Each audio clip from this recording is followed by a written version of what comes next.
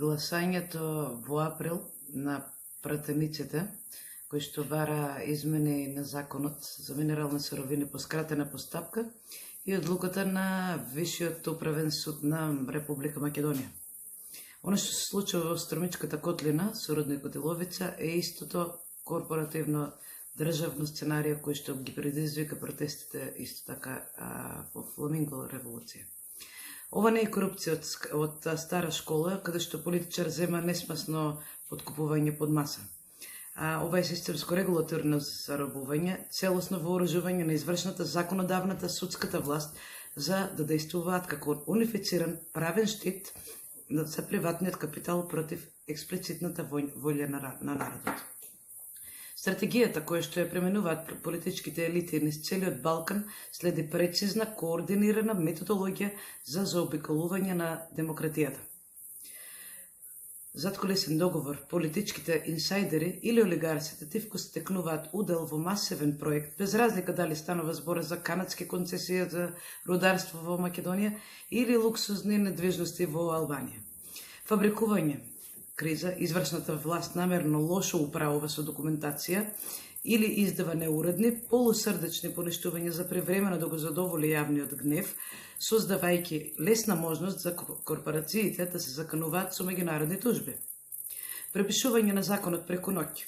Парламентот воведува забрзани или скратени законски измени под маската на економска модернизација или стратешки интерес.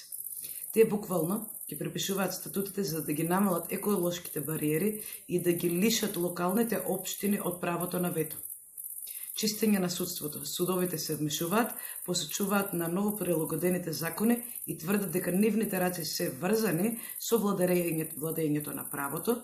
Судството действува како екипа за чистење, потврдувајќи го уништувањето на екосистемите, а воедно тврдат дека се неутрални. Двојни предавства. Иловица и островот Сазан. Паралелните временски рамки на овие две операции откриваат регионално гниење.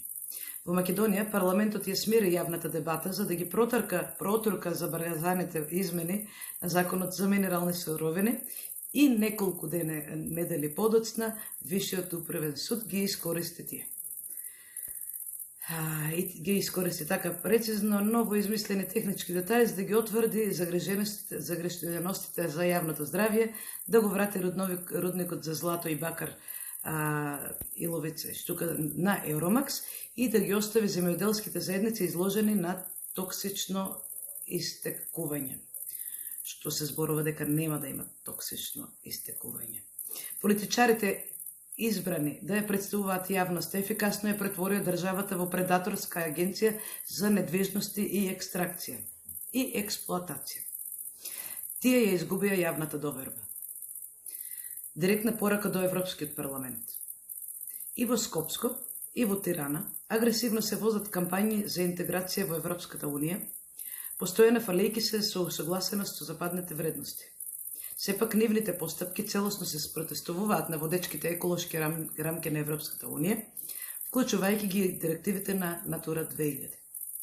Европските институции им дозволуваат на земјите кандидатки да го користат пристапувањето во ЕУ како завеса за односи со јавноста. Ако Европскиот парламент сака да докаже дека се залага за владењето на правото, а не за владење на олигарсите, мора веднаш да го поврзе финансирањето од Европската Унија и затворањето на поглавието 27 животна средина и климатски промени со апсолутно окинување на овие забрзани закони за стратешки инвестиции и рударство.